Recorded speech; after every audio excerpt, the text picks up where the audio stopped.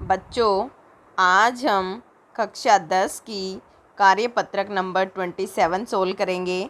हमारा विषय है हिंदी और हिंदी में भी हमें रचनात्मक लेखन मिला है और दिनांक 4/9/2020 है। बच्चों, जैसे हम अपनी एंट्री फिलअप करते आए हमें वैसे ही पूरा लिखना है। कक्षा लिखनी है, विद्यार्थी का नाम लिखना है और कक्षा अध्यापक का नाम लिखना है। ठीक है, हमें इस तरीके से सबसे पहले अपनी एंट्री फिलअप करनी है, उसके बाद हमें अपनी वर्कशीट स्टार्ट करनी है।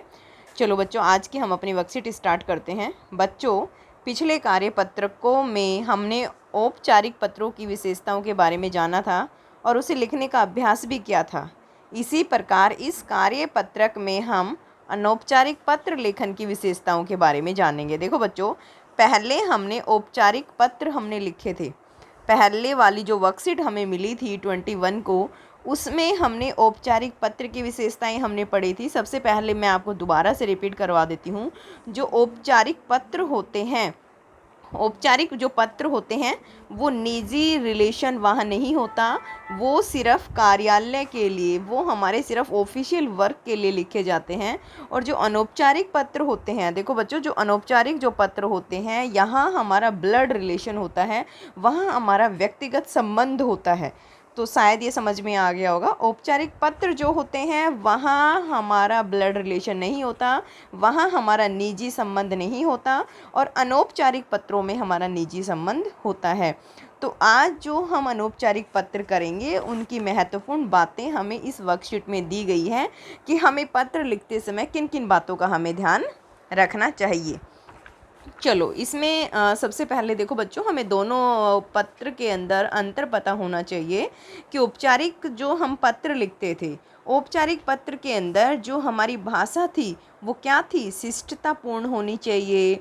हमें शब्दों की भी लिमिटेशन हमारी होती थी कि हम कितने शब्दों में लिखा जाए, प्रॉपरली हमें उसमें लिखना पड़ता था। हम उसमें शब्दों में ढील नहीं दे सकते थे। ठीक है, लेकिन जो अनौपचारिक पत्र है उसमें हम अपनी लैंग्वेज अपने हिसाब से लिख सकते हैं। ठीक है, उसमें हम लैंग्वेज में ढील दे सकते हैं। ठीक है, उसमें शब्द आगे पीछे भी हो सकते हैं। ओके, चलो हम स्टार्ट करते हैं।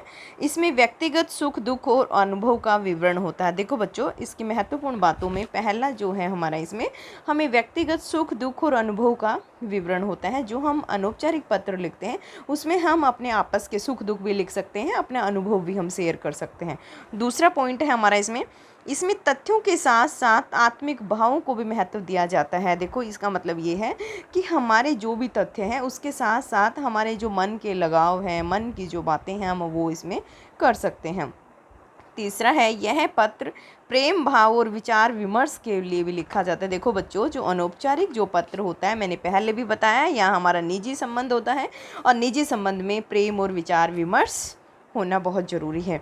उसके बाद भाषा शैली अनौपचारिक होती है। मैंने पहले ही बता दिया कि इसके अंदर जो हमारी भाषा है वो नॉर्मल होती है, सीधी सादी लैंग्वेज होती है और हम भाषा में बहुत ढील भी दे सकते हैं इसके अंदर। ठीक है, चलो आइए हम अनौपचारिक पत्र के प्रारूप को देखते हैं। अभी हम इसके प्रारूप देखते हैं किस तरीके से लिखा जाता है।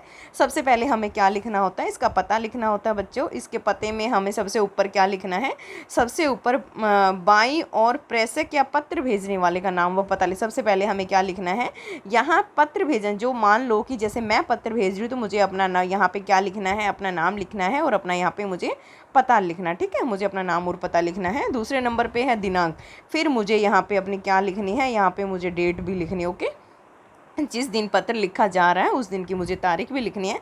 उसके बाद 3 नंबर पे है संबोधन।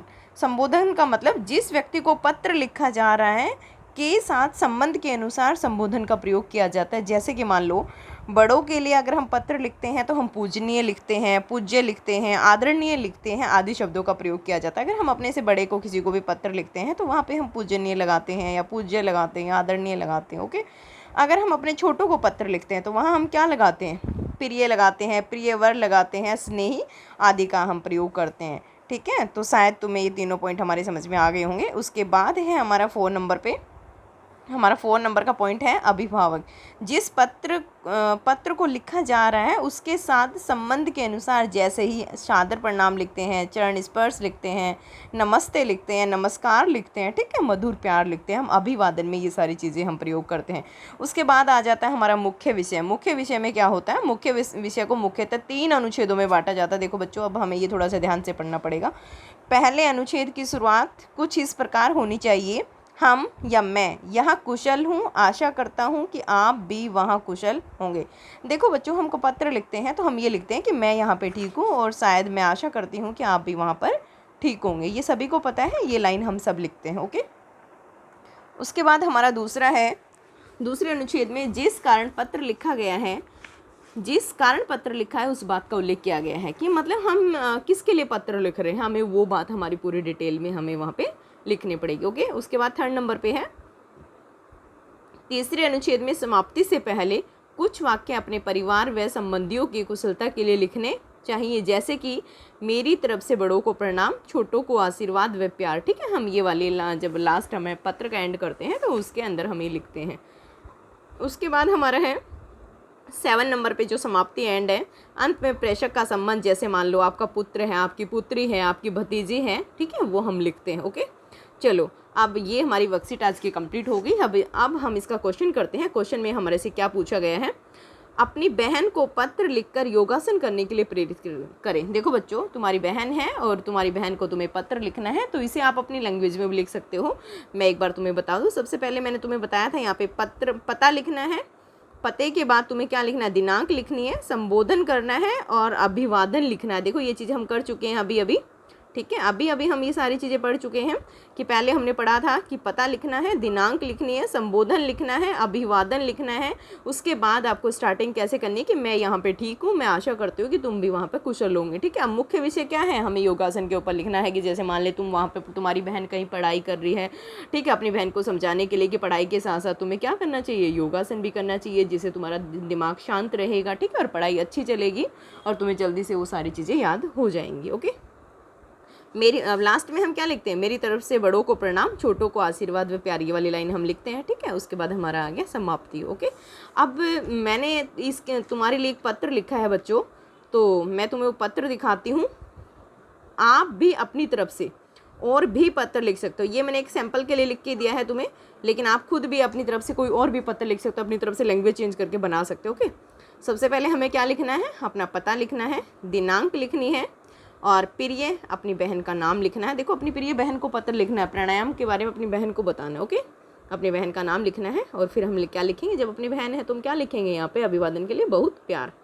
मैं यहाँ कुशल मंगल हूँ, आशा है कि तुम भी अब स्वस्थ होंगी और मुझे माँ से पता चला कि तुम अपनी परीक्षा की तैयारी बहुत अच्छे से कर रही हो, लेकिन पढ़ाई के साथ साथ अपनी सेहत का भी ध्यान रखना बहुत ज़रूरी है। स्वास्थ्य को लेकर लापरवाही करना उचित नहीं है। स्वस्थ शरीर के लिए व्यायाम करना जरूरी है। इसे करने के लिए शरीर में रक्त संचार सुचारू रूप से होते हैं, जो व्यक्ति को स्वस्थ रखते हैं। अतः तुम्हें प्रातःकाल रोज़ प्राणायाम करना चाहिए। देखो आगे बढ़ती हूँ मैं। रोज़ प्राणायाम करना चाहिए, जिससे तुम्हारा शरीर स्वस्थ रहेगा और मुझे पूरा विश्वास है कि तुम मेरी बात पर ध्यान दोगी।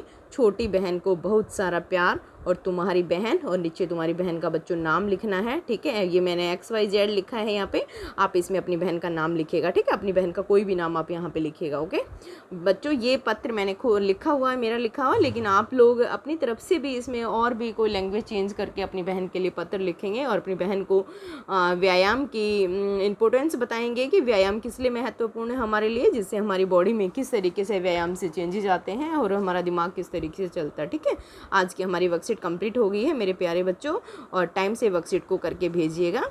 ओके।